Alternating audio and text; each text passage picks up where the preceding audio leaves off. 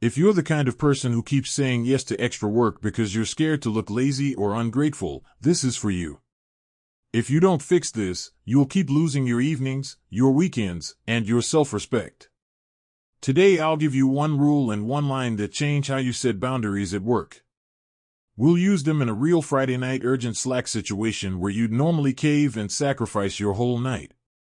If that sounds like something you need, stay with me. You're standing at your desk staring at another message that starts with, "Quick question," even though it's never quick, and it's never really a question. It's another request for extra work that isn't yours, but somehow it lands in your lap every time.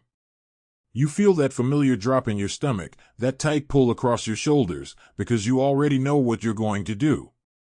You'll say yes again, not because you want to, but because you're scared of what happens if you don't. Here's the uncomfortable truth you've probably never said out loud: you're not struggling because people keep giving you extra work.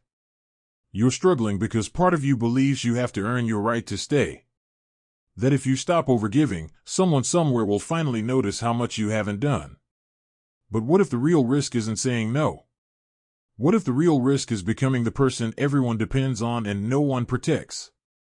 You've been carrying this fear for a long time, the fear that one no makes you look difficult, lazy, ungrateful, or not a team player. You've trained yourself to respond fast, to accept every task, to absorb every dropped ball because you want to be seen as responsible. But the cost is stacking up: late nights, a calendar that doesn't breathe, emotional exhaustion that creeps into your weekends. You lie awake replaying conversations, worrying about your performance review, or wondering if your manager will think you're not committed. The stakes are real. If nothing changes, you don't just lose time, you lose the version of yourself that used to feel confident, calm, and capable. Today, we're going to rebuild that confidence in a way that doesn't make you reckless or confrontational. By the end of this lesson, you'll know how to say no to extra work without sounding defensive, how to protect your bandwidth in a professional tone, and how to hold limits without damaging relationships. You'll learn how to delay a response, how to redirect a request, and how to assert your priorities in a way that even your manager respects. You'll walk away with neutral, repeatable phrases that make boundaries feel less like conflict and more like clarity. Educational content inspired by classical Stoic texts. Not medical, psychological, financial, or legal advice. If you want steady Stoic focus lessons on emotional control, boundaries, and relationships every week, this is the channel for you. Stay with me until the very end, and while you're here, hit like, tap subscribe, and share your thoughts in the comments. Here's how we'll walk through this. First, we're going to tear apart the belief that saying no threatens your job security, because that belief has been quietly deciding your behavior. Next, we'll look at the psychology of overcommitment so you can understand what's really driving your automatic yes. Then, we'll build specific scripts you can use at work, sentences that are neutral, firm, and professional. After that, we'll work through real scenarios where your boundaries get tested and practice how you respond without freezing or over-explaining. Finally, we'll pull everything together with a story that shows how these tools actually work when the pressure is high and you feel cornered. There's a moment coming later in this episode where you're asked to stay late again on a Friday night, right when you promised someone you'd be home on time. And instead of folding, instead of betraying yourself, you'll use one sentence we'll build together, and everything shifts. That moment is worth seeing, because it shows you what your life starts to look like when your boundaries finally have a backbone. When you think about saying no at work, what you're really trying to do is survive the fallout that you imagine will follow. Your boss frowning. A coworker rolling their eyes. Someone thinking you're not a team player. You're trying to avoid disappointment. You're trying to avoid being misunderstood. The problem is that every time you say yes to avoid the discomfort, you reinforce the belief that their approval matters more than your limits. You teach people how to treat you by how quickly you respond, how often you overextend, and how rarely you push back. But here's what you've forgotten: boundaries aren't acts of rebellion. They're acts of clarity. They say, here's what I can do, here's what I can't, and here's what you can count on from me. They're not punishments. They're not emotional outbursts. They're agreements you make with yourself, and then with others. Even Marcus, in Meditations 5.20, talks about acting in alignment with what's truly yours to carry. And extra work dumped on you because you're the easiest, yes? That's rarely yours. The truth is that most workplaces are not destroyed by someone setting a boundary. They're destroyed by unclear expectations, resentment, burnout, and passive-aggressive communication that festers for months. The strongest teams are built on role clarity and predictable behavior. And predictable behavior includes you knowing how to regulate your workload before it crushes you. So as we move forward, I want you to picture that moment where someone reaches out with yet another quick ask. Picture the version of you who pauses, breathes, and remembers that clarity is not conflict. Imagine yourself responding with calm professionalism instead of panic. That version of you is already in this room, you're just learning how to give them a voice. In a bit, we'll walk through that Friday night scenario I mentioned earlier. It's one of those situations where the old you would have caved, apologized, and rushed to pick up the slack, but the new you handles it differently.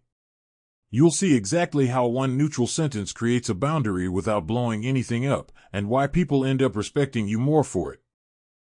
The first boundary you need to build is invisible, and it starts before you ever say the word no. It's the gap between when a request hits your screen and when you decide what to do with it. Most of the time, you treat that gap like it doesn't exist. A manager drops something in your lap, a coworker pings you with quick favor, a client adds just one more thing, and your fingers are already typing yes before your brain has even caught up. You do it because you don't want to look difficult, or slow, or unhelpful. But every automatic yes teaches other people that your time is open for the taking. If this doesn't change, your days will keep getting filled with everyone else's priorities while your own most important work slides to the bottom of the list. Here's the shift for this section. You're going to stop treating every request as an emergency and start giving yourself a decision window. The rule is this: unless something is truly on fire urgent, you don't commit in the first response. You acknowledge, you buy time, and you decide after you've checked your actual capacity. This matters because the way you respond in those first few seconds tells people who you are at work. If you always jump, they see you as the person who will absorb anything. If you respond thoughtfully, they begin to see you as someone who is reliable but not endlessly available. And if you never change this pattern, the stakes are high. You stay the unofficial backup for everyone else's poor planning, your stress climbs, and the quality of your real job quietly drops. Why does this work so well? Because your first reaction is rarely based on clear thinking. It's based on fear, habit, and a lifetime of trying to avoid disappointing people in authority. Your nervous system hears "I need this" as if you don't do this, you're at risk, so you rush. When you give yourself a small pause, your body settles. Your breathing slows down, your shoulders drop a little, and your brain can finally ask basic questions. Is this mine? Is this realistic? What will I have to drop if I say yes to this? That little moment of evaluation is where you reclaim control. From a behavior standpoint, you're also retraining the people around you. As you consistently respond with calm acknowledgement instead of instant volunteering, coworkers start to understand that you're steady, not reactive. Managers learn that you handle work intentionally, not chaotically. So you need one exact line that becomes your default: "Thanks for reaching out. I'll look at this and get back to you with what I can take on." You can shorten it if you need to: "Got this. I'll review and let you know what I can do." Both versions do the same thing. They acknowledge the other person, they show willingness to consider the request, but they do not promise anything yet. They are calm, neutral, and professional. You can send them over Slack, Teams, email, or text. The key is that you're no longer treating the first message as a command, you're treating it as information you will evaluate. Let's drop this into a North American scene so you can feel it. It's Thursday afternoon in a hybrid office. You're working from home, your laptop open at the kitchen table, half-finished coffee beside you. You finally block 2 hours on your calendar to finish a report your manager actually cares about. Half an hour in, a coworker messages you on Slack: "Hey, could you help clean up the slide deck for tomorrow's meeting? You're so good at this stuff, and I'm slammed." Old you feels that familiar pressure in your chest. You start typing, sure, send it over, even though you know it will eat an hour you don't have.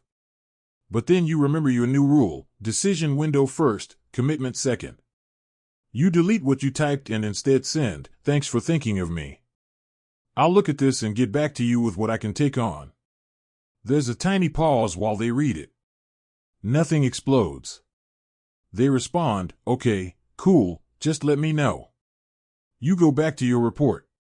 After you wrap up the most important part of your own work, you check the slides. You realize the urgent request is mostly formatting and a couple of charts that aren't even in your area. You send another message: I've got limited bandwidth today, but I can quickly review slides 3 and 4 for clarity. For the rest, it might be better to check in with design. You've just done something new. You participated without absorbing the entire task. Your coworker might be a little disappointed that you didn't rescue the whole thing, but they're also clear on what you are and aren't doing. Your tiny action for this section is straightforward. For the next 24 hours, anytime someone sends you a new request that isn't clearly an emergency, you use some version of that line before you decide. Even if you already think you'll say yes, you still give yourself the decision window. This gets your body used to not jumping, and it gives you a moment to verify that your yes makes sense. You can jot the line on a sticky note near your desk or save it as a text shortcut in your phone so it's easy to reach when you're stressed. Right now, try a slow practice moment with me. Think of the last time someone at work asked you for a quick favor that turned into a whole project. Let yourself feel what your body did in that moment: the tight jaw, the heavy sigh, the sense that you didn't actually have a choice. Take a slow breath in through your nose, hold it gently, and then let it out through your mouth. Now, imagine that same situation replaying, but this time you reply with, thanks for reaching out. I'll look at this and get back to you with what I can take on. Hear yourself saying it out loud in a calm, steady tone. Say it once quietly, even now, wherever you are. Then say it again, a little slower. You're not being rude. You're not abandoning your team. You're doing what a responsible professional does, checking your capacity before you promise something. Keep this line close, because when we get to that Friday night moment later, the whole scene turns on whether you give yourself this small decision window or let the old automatic yes run the show again. There's a second boundary you need just as much as the pause. You must stop explaining yourself to people who aren't entitled to a full breakdown of your workload. Over-explaining is one of the fastest ways to lose authority at work. The moment you start listing every task you already have, every pressure you're under, every deadline you're juggling, you shift from being a professional making a decision to a stressed employee seeking permission. And once people sense that you're trying to justify your limits instead of simply stating them, they push. They negotiate. They try to poke holes in your reasoning. If you never change this pattern, you'll stay trapped in long conversations where you defend your right to protect your time, instead of simply asserting what you can or cannot take on. Here's why this matters. Over-explaining usually comes from fear, the fear that someone will think poorly of you if you don't prove you're busy enough. You're afraid they'll assume you're avoiding work. You're afraid they'll think you're slacking. And maybe most of all, you're afraid they'll decide you're not as valuable as they thought. But boundaries aren't negotiations. They're statements of capacity. When you explain too much, your message becomes shaky: I can't because, or I'm really overwhelmed but maybe I can. That kind of language invites pushback. When you keep it simple, clear, and brief, you sound confident and aligned with your role. And a clearer version of you doesn't audition for approval, they simply communicate the limits required to do good work. Think about how the human mind reacts under pressure. When someone asks you to take on more and you feel guilty saying no, your brain tries to protect you from discomfort by offering excuses. It wants to soften the blow. It wants people to like you. But that impulse turns into rambling explanations that dilute your boundary. The person on the other end stops hearing the actual message and starts focusing on your reasons. From a behavioral standpoint, the more you talk, the more they expect you to bend. When you give short, neutral responses, your tone signals that this isn't a debate. You're simply identifying what is and isn't workable. So here's your microscript for this section: I'm at capacity with my current priorities, so I won't be able to take that on. Another variation: given my workload, I'm not able to add this, but here's what I can offer. These lines are short, firm, and not emotional. They don't apologize, they don't explain, and they don't list out your entire week. They also frame your boundary as a matter of workload, not preference, which tends to land better in most workplaces. Now let's drop into a North American office moment so you can see it play out. It's mid-morning in a downtown Toronto or Chicago office, and your manager swings by your desk, or pings you if you're remote, with, "Hey, can you take the lead on the client prep for tomorrow?" You feel that familiar urgency rise in your chest. The old version of you immediately starts preparing a justification. "Well, I already have the quarterly report, and I'm helping with onboarding, and I barely finished that budget review." You'd normally say all of that, hoping your manager will see how overloaded you are and withdraw the request. But you already know how that usually goes. They say, "Yeah, I get it, but we really need you on this." This time, you pause. You remember that you don't owe anyone a full inventory of your workload. You send, "I'm at capacity with my current priorities, so I won't be able to take that on." Then you add a redirect: "If it helps, I can review the final draft later today." You wait. Your heart beats a little faster because silence after a boundary always feels risky.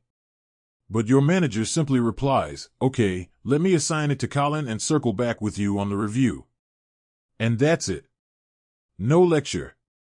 No guilt trip. No digging for explanations. Just clarity.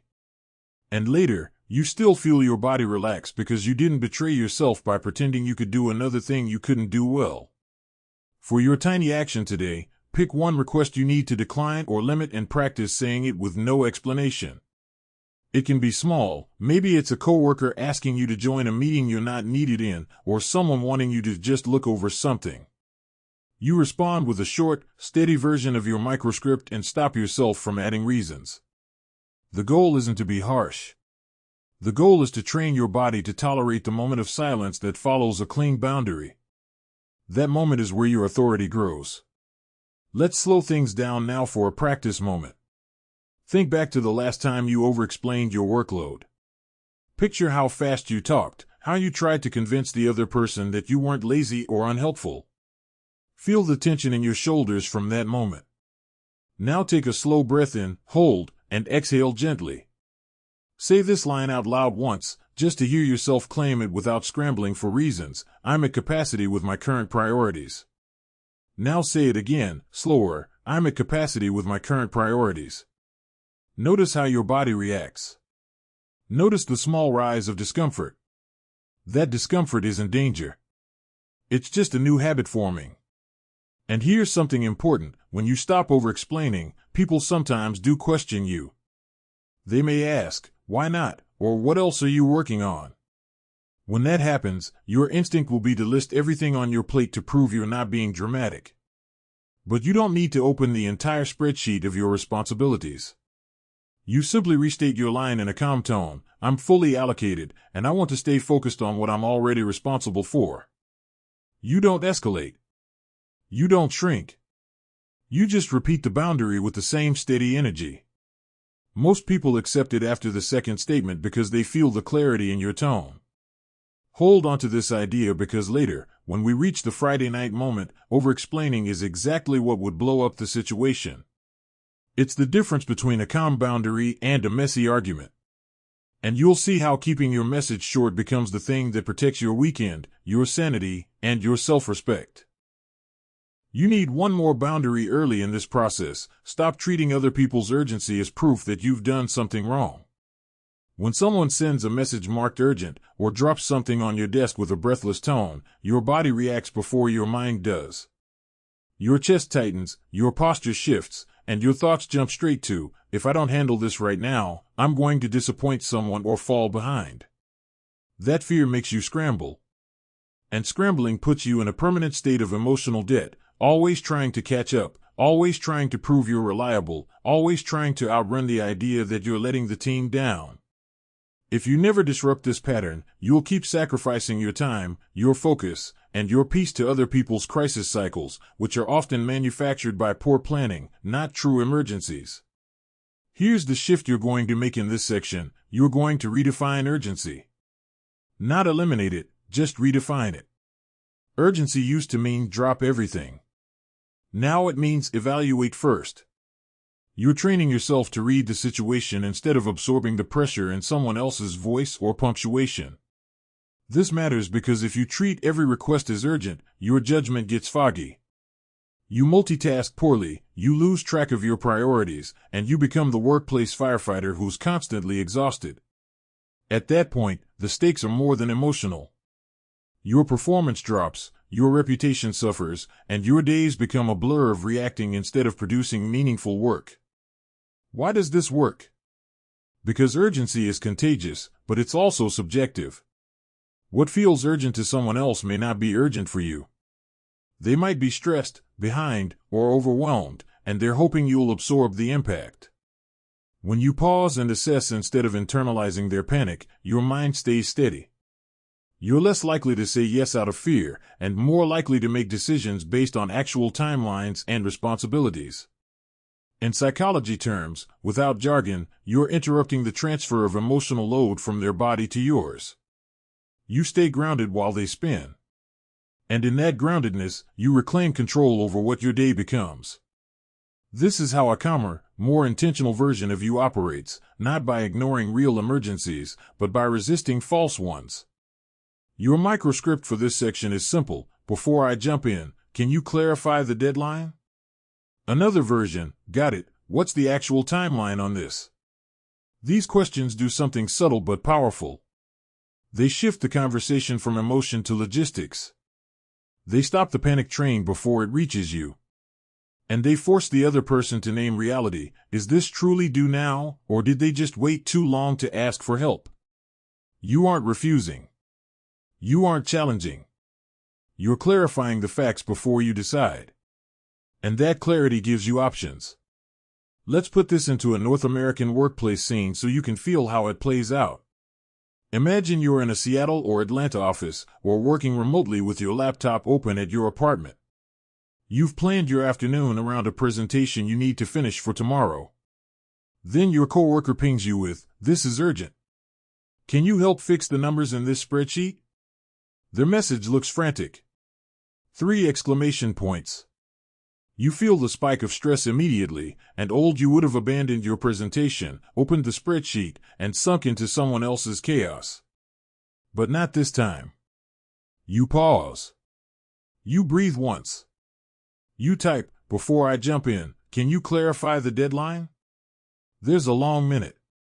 Then they reply, "Well, the client review is next Wednesday. But my manager wants eyes on it today if possible." Just like that, the urgency evaporates. It's not an emergency. It's just someone projecting their pressure onto you. You respond, "Okay, thanks for the context. I'm tied up preparing for a deliverable due tomorrow, so I can take a look later this afternoon or early tomorrow morning." Which works better for you? You didn't reject them. You didn't carry their panic. You responded with clarity grounded in reality. They choose tomorrow morning. Your presentation stays on track. And you go home without feeling like the day was ripped out of your hands. Your tiny action for this section is this: for the next 3 times someone sends you something labeled urgent, ask for the actual deadline before taking any action. Don't guess. Don't assume. Don't let tone or punctuation decide your behavior. Make them say the timeline out loud. This tiny boundary alone will save you hours over the next month because you'll stop rearranging your life for things that aren't real emergencies. Let's slow it down for a moment. Think of a time when someone's urgency pulled you into a reactive spiral. Maybe it was a manager rushing in with a request right before lunch. Maybe it was a coworker who waited until the last minute and then made their deadline your crisis. Feel what happened in your body. The way your chest tightened, the way your head felt crowded, the way you immediately stopped what you were doing even though you didn't want to. Now take a slow breath in, hold, and let it out gently. Say this line out loud once, "What's the actual deadline?"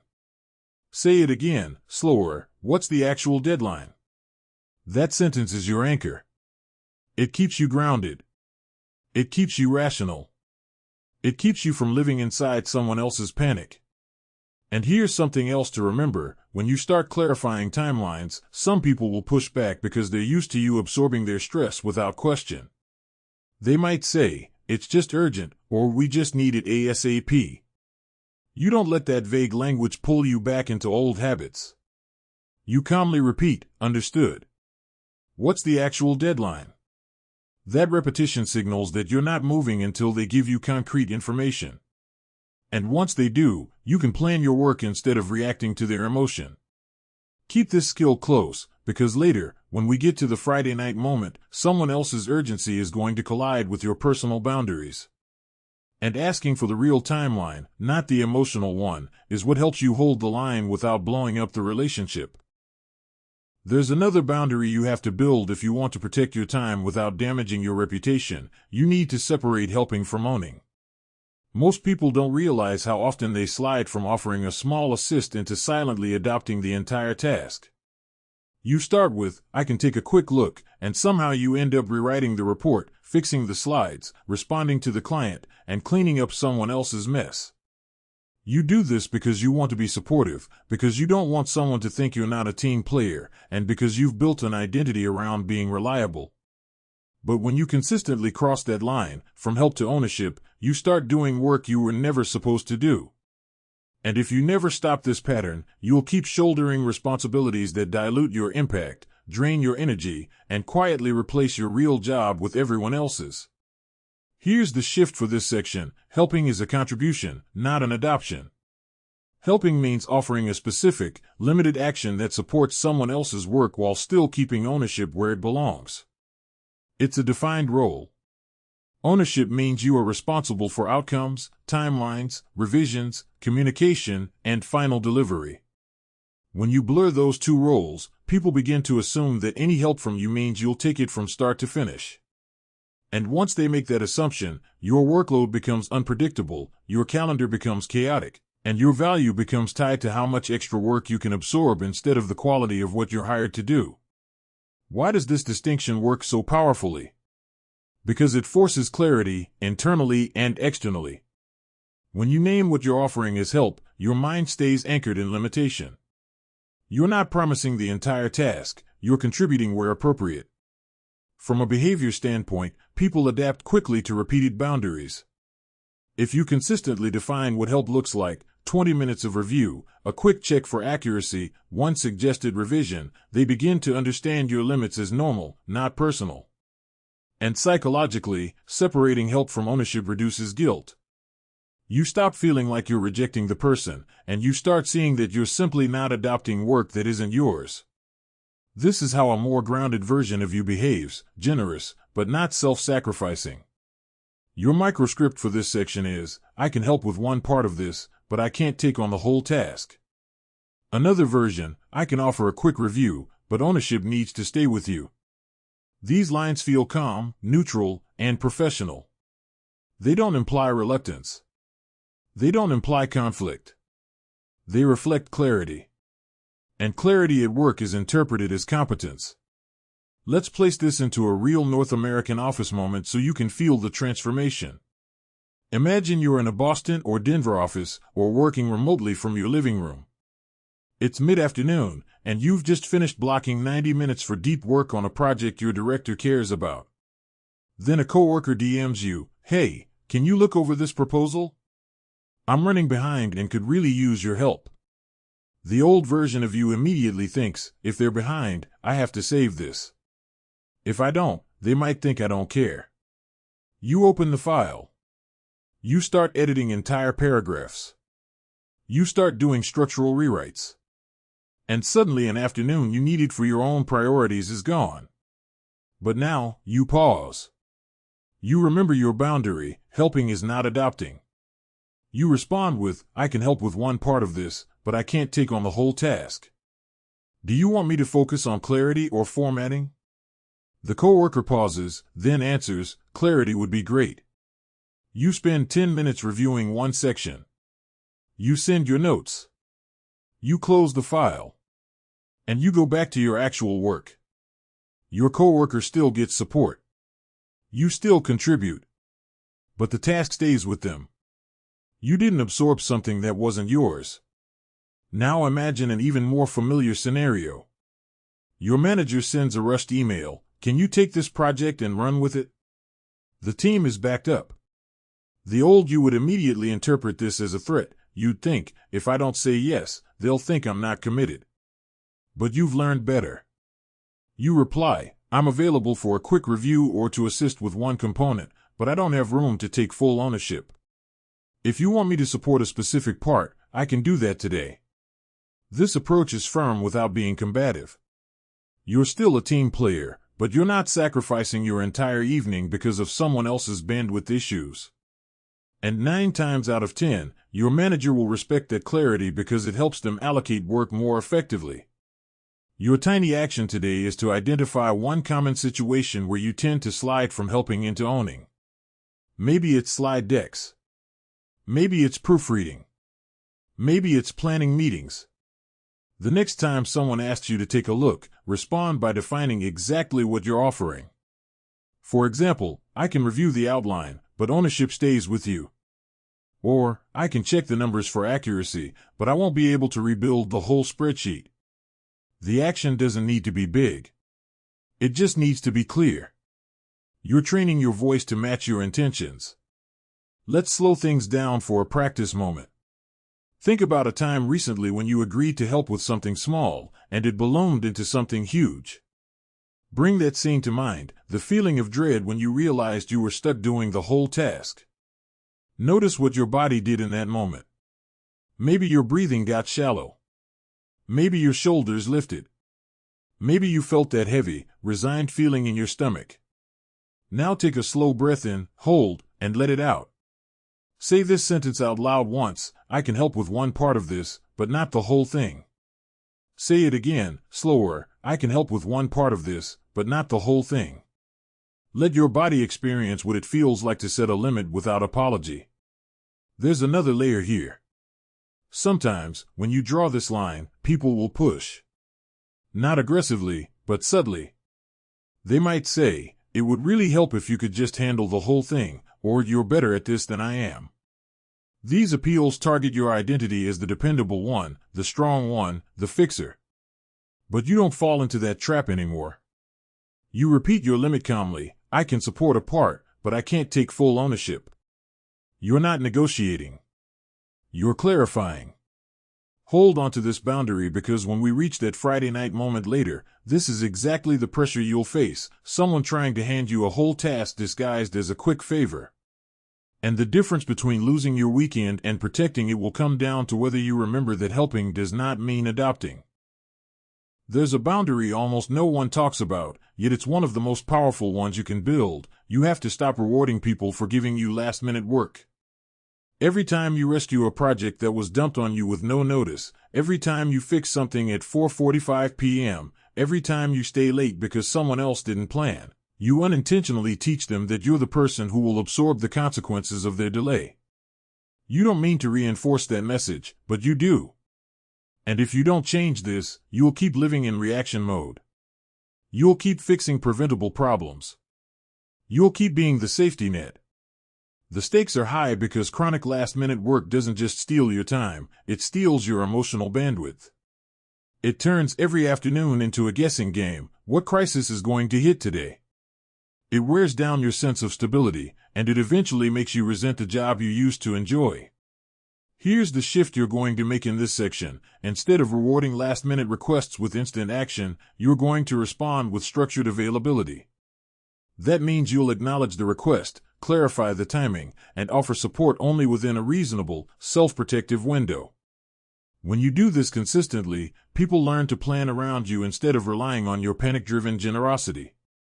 Your boundaries become part of the workflow, not something you have to argue about. And most importantly, your self-respect grows because you're no longer letting someone else's urgency determine how your day ends. Why does this work so well? Because human behavior is shaped by patterns, not intentions. When you repeatedly rescue someone, they start relying on the rescue. They're not bad people, they're just responding to the path of least resistance. If they know you'll always step in at the 11th hour, they stop managing their time effectively. When you shift your response from "I'll fix it now" to "here's what I can realistically do," you interrupt the cycle. Their brain stops associating you with last-minute salvation and starts associating you with planned, structured support. You also start to feel less anxious because your actions are no longer reactive. You're choosing how to work instead of being dragged into chaos. Here's the microscript for this section: I can help, but with this notice I'll only be able to do X by Y time. Another variation: given the timing, here's what I can realistically take on. These phrases do three things at once. They acknowledge the request, they set a limit, and they communicate the consequences of the late notice without shaming the other person. You're not blaming. You're not scolding. You're stating the reality of what is possible. Let's place this into a North American workplace moment so you can feel how it plays out in real life. It's late afternoon in a Minneapolis or Vancouver office. You're packing up your bag. Coat on chair. Laptop closing. Maybe you're thinking about dinner, or picking up a kid, or meeting a friend for an early evening walk. Then you get an email from a coworker: "Hey, can you update these slides for tomorrow morning? I totally forgot about the leadership review." You would feel that hit of panic. Your stomach sinks. You think, if I don't do this, everything will fall apart. You reopen your laptop. You sacrifice your entire evening preparing slides that weren't your responsibility to fix. You're not doing it because you want to, you're doing it because you're scared of what will happen if you say no. But now you have a new approach. You take one breath. You resist the urge to apologize for having a life outside of work. You respond: I can help, but with this notice I'll only be able to tighten the main points and update the first 3 slides. If you need more than that, we'll have to plan a longer review tomorrow. You hit send. There's a pause. You feel the tension rise for a moment because boundaries always feel risky before they feel normal. Then the coworker replies: "Okay, that works. Thanks." You update the 3 slides. You close your laptop. You leave on time. And here's the beauty of this boundary: the next time they have something due, they remember that you don't automatically absorb last-minute chaos. They're more likely to bring you in earlier. They're more likely to plan their workload differently. They're more likely to respect your time because you showed them how to. Your tiny action today is to choose one type of last-minute request you will no longer fully absorb. Just one. Maybe it's slides. Maybe it's budget checks. Maybe it's client emails.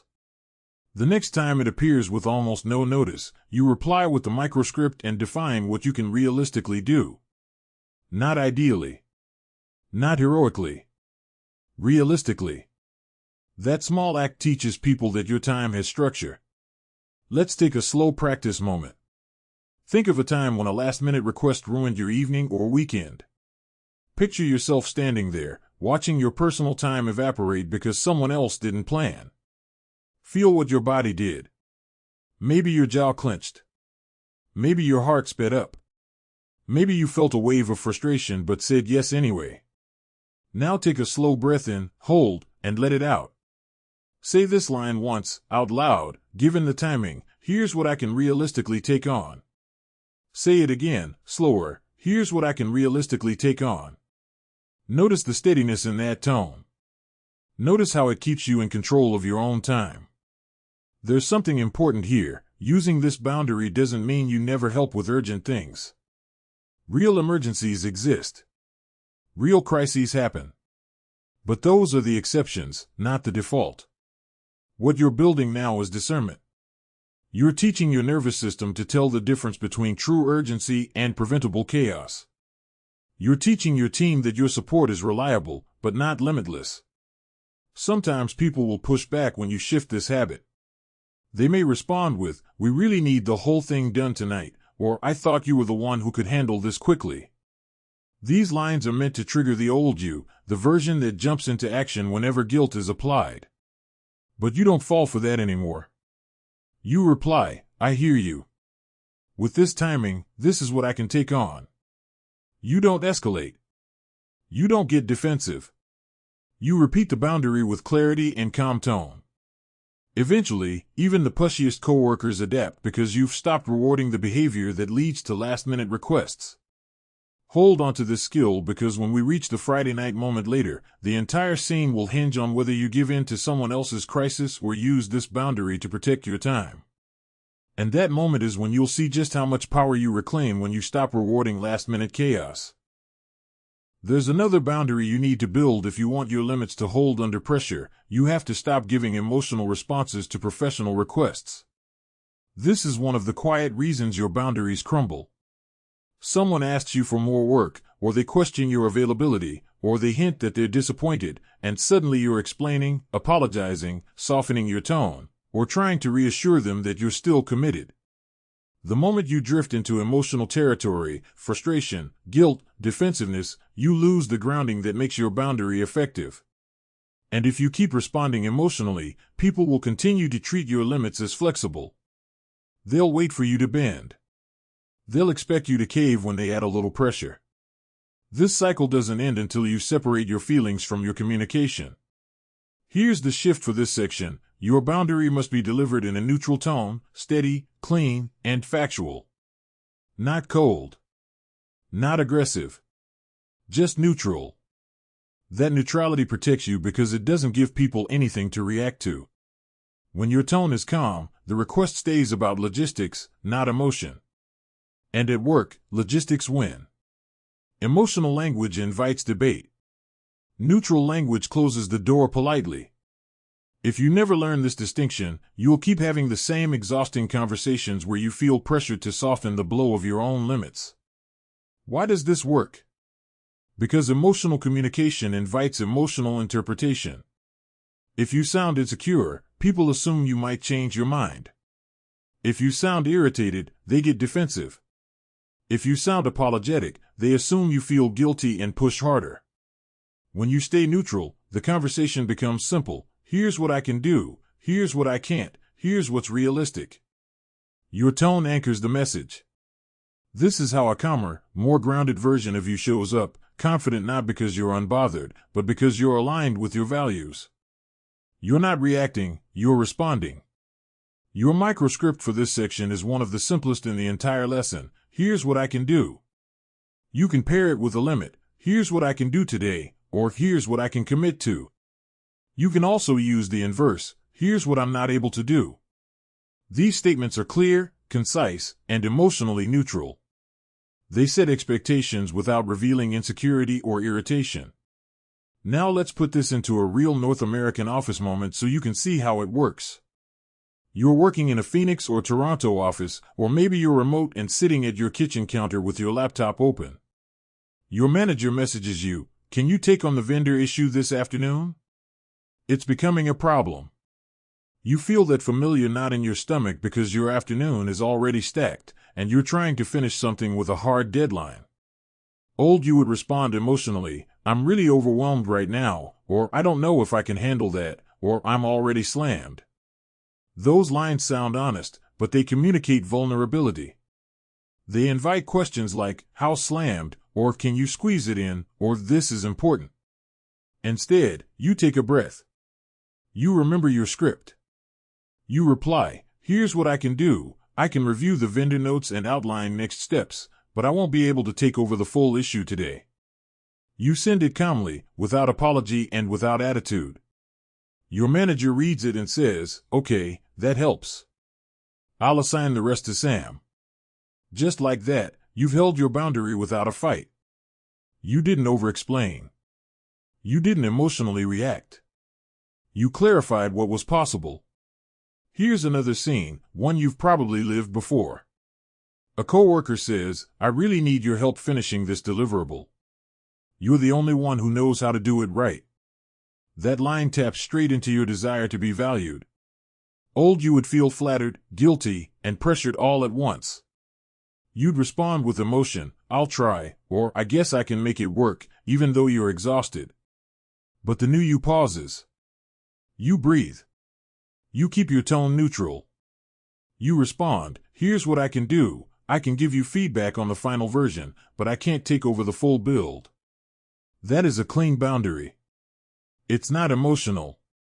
It's not hostile. It's factual. Your tiny action today is to practice delivering one boundary sentence in a neutral tone. Not apologetic. Not irritated. Just neutral. Pick one scenario where you normally get emotional, maybe when someone asks for something last minute, or when they question your workload. Practice saying one of these lines, "Here's what I can do," or "Here's what I'm not able to do." Say it out loud once. Then say it again, slower. The goal is to train your voice to stay steady even when your emotions spike. Let's slow things down for a practice moment. Think of a time when you set a boundary, but your tone gave away your anxiety. Maybe your voice sounded tight. Maybe you rushed your words. Maybe you padded your statement with apologies. Picture that moment. Feel what happened in your chest and throat. Now take a slow breath in through your nose, hold, and let it out gently. Say this sentence once, "Here's what I can do." Again, slower, "Here's what I can do." Feel how different it lands when you say it without emotional charge. Here's something else to understand. Emotional neutrality doesn't mean you're numb. It means you're choosing not to communicate your stress in a way that weakens your boundary. And sometimes people will test this. When you respond neutrally, they may try to read between the lines. Are you upset, or is everything okay? You would feel pressure to soothe them, to reassure them, to patch over tension that isn't yours to fix. But you stay steady. You say, "Everything's fine. Here's what I can commit to." You don't get pulled into emotional negotiations. You're keeping the conversation about logistics because that's where boundaries survive. This skill becomes even more important in hybrid or remote work settings. Without tone, facial cues, or in-person energy, people misinterpret messages more easily. If your message is emotionally choppy, too apologetic, too intense, too soft, people start guessing. When your message is neutral and clear, guessing disappears. You become predictable in the best way. People know exactly what to expect when they come to you. And remember, neutrality is not weakness. It's strength. It's restraint. It's emotional discipline. It's what Marcus Aurelius described, without quoting him directly, as acting according to what's within your control, not reacting to what isn't. You're choosing your tone instead of letting your anxiety choose it for you. Hold on to this skill, because when we reach that Friday night moment later, emotions will be high on both sides. Someone will be frustrated, urgent, or disappointed. You would react emotionally and then collapse into yes. But the new you will hold the line with a steady voice that says exactly what needs to be said, no more, no less. That's the moment when neutrality becomes your shield, and you'll see how it protects not just your time, but your peace. There's a boundary every overwhelmed, overworked, over-relied on professional eventually has to face. You cannot keep saying yes in the moment just because you're afraid of disappointing someone. You need a personal rule that decides your commitments before anyone asks you for anything. Without that rule, you'll keep negotiating with yourself every time a request shows up. And in that negotiation, fear always wins. Fear of judgment. Fear of looking unhelpful. Fear of being seen as slow or uncooperative. Fear of being replaced. If you keep operating from that place, your boundaries will always collapse under pressure because you're making decisions in the heat of emotion instead of by the clarity of a principle. And this costs you more than time. It costs you your self-trust, because every time you say yes against your better judgment, you reinforce the belief that your own needs don't matter. The shift in this section is simple but profound. You're going to build one personal rule that governs every new request. It's not a script. It's not a tactic. It's a guiding principle that tells you when you say yes, when you say no, and when you negotiate the middle. Your rule is this: you only commit to work that fits your priorities, your bandwidth, and your role, never out of fear or guilt. That means every request goes through a filter. Not a moral filter. Not a will they be mad filter. A capacity filter. This matters because when you have a rule, you're not deciding under pressure. You're following your own structure. And when you follow a structure, people take your boundaries seriously because they feel consistent, not personal or emotional. Why does this work so well? Because humans make better decisions with pre-commitments than with in-the-moment improvisation. When you're anxious or rushed, your brain switches into appeasement mode. It tries to avoid conflict and protect your reputation, even at your own expense. But when you have a rule already in place, your brain relaxes. Instead of scrambling, you simply apply the rule. And psychologically, this creates something crucial: identity-based boundaries. You're no longer someone who tries to set limits. You become someone who works according to defined priorities. Someone who honors their own workload. Someone whose yes actually means something because it isn't handed out to everyone who asks.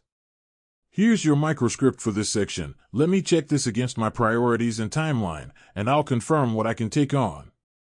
This line does two things at once. First, it signals that your commitments are guided by structure, not emotion, not guilt, not pressure. Second, it stops you from giving a fear-based yes in the moment. It buys you time to apply your rule.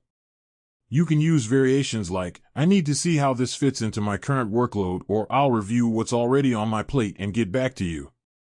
All of them convey the same message: you make decisions with clarity, not panic. Let's ground this in a real North American workplace moment. Imagine you're working in a Houston or Toronto office, or from your home workstation in a hybrid role. Your manager drops into your DMs, hey, can you take over the client follow-up this week? I know it's last minute, but you're great with this stuff. Old you feels pressure instantly. You feel flattered, guilty, and obligated. You want to say yes before they think less of you. You think, if I don't grab this now, they'll be disappointed. But the new you has a rule. You don't commit until you check two things: your priorities and your bandwidth. So instead of rushing into yes, you write, let me check this against my priorities and timeline, and I'll confirm what I can take on. The manager replies, sure, thanks. And just like that, you've bought yourself the breathing room to think clearly. Later, when you look at your workload, you realize you're already stretched thin.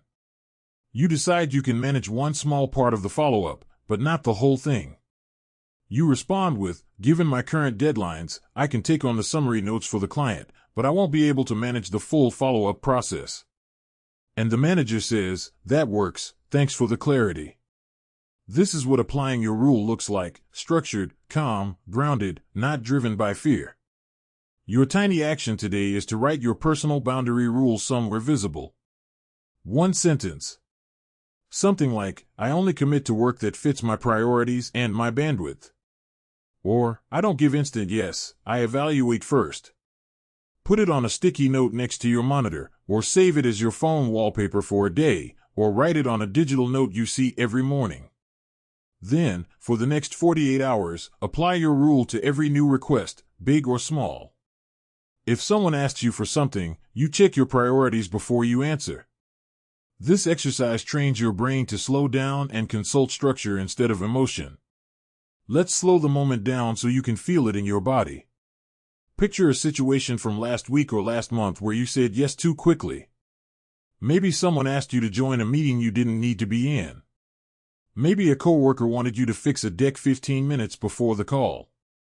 Maybe you said yes to a task that made your evening disappear.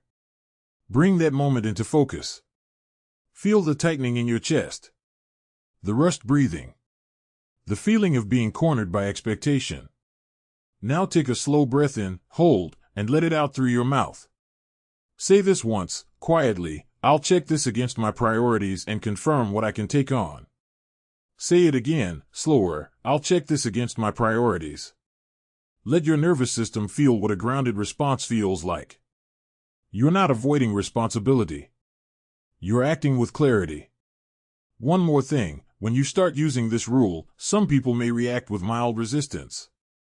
Not anger, just surprise. They might say, it's just a small task, or it won't take long, or we really need someone to step up. Old you would get pulled into their energy. You would feel the emotional tug and you'd try to fix it. But now you stay steady. You respond, I understand. That's why I'm checking this against my current workload before committing. You're neutral. You're consistent. You're following your rule, not their urgency. And for the first time, people begin to see you differently. They see someone who respects their own time. Someone who understands capacity. Someone who doesn't panic under pressure. Someone who operates from intention, not fear. And ironically, that makes them trust your commitments more, not less. Keep this principle close, because when we reach the Friday night moment later, this single rule will determine everything. Someone will push. They'll try to get you to take something on right before you log off. Old you would fold. The new you? You'll check the request against your priorities, your bandwidth, and your life outside work. And the decision you make will come from strength, not fear. It's late on a Friday evening, the kind where the sky outside your window is shifting from blue to a soft gray, and you're finally closing your laptop. You promised someone, maybe a partner, maybe a friend, maybe just yourself, that you'd be done on time today. You've already changed into more comfortable clothes, the kind that signal the workday is over, and you're ready to step into the weekend with a clear head. Then your phone buzzes. It's a Slack message from a coworker who always seems to be running behind. The preview reads, "Hey, urgent. Need your help real quick." Your stomach drops. Not because of the message itself, but because your body remembers the old pattern. The rushed yes. The apology for having a life. The resentment that leaks into your night even when you try to shake it off. You stand there for a moment, frozen between what you used to do and what you've been practicing throughout this lesson. This is the moment we've been building toward, the exact kind of Friday night situation we opened with, the one where your old habits collide with your new boundaries. You tap the message open. It's long. Too long. They forgot to update something critical in a deck for a Monday meeting, and they want you to step in and fix it ASAP. Old you would have sighed, felt the pressure rise in your chest, and immediately said yes because you wouldn't want to seem unhelpful or unreliable. Old you would have reopened the laptop, canceled your evening, and crossed your fingers that no one noticed how exhausted you were the next week. But tonight, everything slows. You take one slow breath, just like you practiced earlier. In, hold, out. Your mind steadies, and for the first time, you can clearly see the gap between their urgency and your capacity. Before you type anything, you do exactly what you learned in Section 2, you create a decision window. You send the neutral line that buys you time, "Got your message. I'll look at this and get back to you shortly." You don't commit. You don't apologize. You don't rush. You place space between the request and your response, and that alone changes the tone of the moment. You set your phone down and let your shoulders relax. You're not responsible for reacting instantly. You learned that. When you finally open the deck, you can see the situation clearly. The task is big. Not impossible, but big. And more importantly, it's not your responsibility. It's not part of your role, and you weren't consulted until the last minute. You feel that old guilt rise for a moment, that maybe I should just fix this instinct, but you catch it. You remember the rule from Section 8, you only commit to work that fits your priorities, your bandwidth, and your role. Not work that arrives wrapped in someone else's panic. You type your next message carefully, using the boundary from Section 4 to clarify reality. "Before I jump in, can you confirm the actual deadline?" You wait. A minute passes. Then they respond, "The meeting is Monday afternoon. I just didn't want to wait and thought you'd be faster at fixing this." And there it is. The urgency wasn't real. It was emotional urgency. Their stress, not yours. You feel another wave of relief move through your body. You already know what to do. You apply the principle from Section 5, helping is not adopting. You respond, "Given the timing, here's what I can realistically take on. I can review the first few slides for clarity, but I can't take ownership of the full deck." That one sentence draws the line cleanly. You aren't abandoning them. You aren't rescuing them. You're supporting them within your capacity. There's a long pause, the kind that used to make you panic. But you stay grounded. You take one more slow breath, the kind we used earlier in section 7 to keep your tone and posture neutral. And then their message appears, okay, that helps. I'll finish the rest. Thanks for whatever you can do. No argument. No guilt. No pressure. Just acceptance. You open the deck, scan the first few slides, and leave thoughtful comments, not perfection, not a full rewrite, just support. You close your laptop and feel something new settle into your chest. Not pride exactly. More like alignment. You didn't cave. You didn't over-explain. You didn't let someone else's last-minute stress override your entire evening. You followed the structure you built, the pause, the deadline clarification, the limited contribution, the principle-driven decision. This is the moment where all the work from sections 2 through 8 comes together, not in theory, but in real life, under real pressure. As you grab your keys or step into your living room, something clicks. You realize that the version of you who used to fold under pressure wasn't weak, they were scared. Scared of losing approval, scared of being judged, scared of not being the dependable one.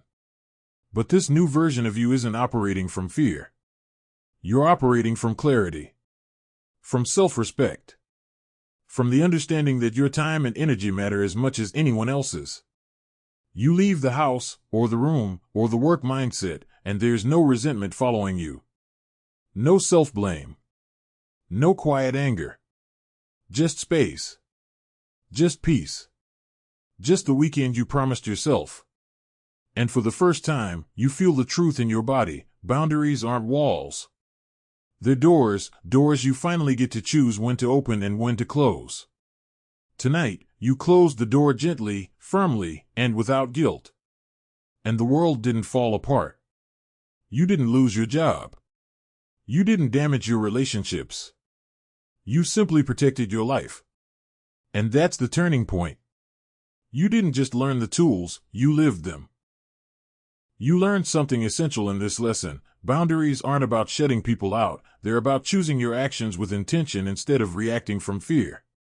This whole episode has been about shifting from the version of you who says yes automatically to the version who responds with clarity.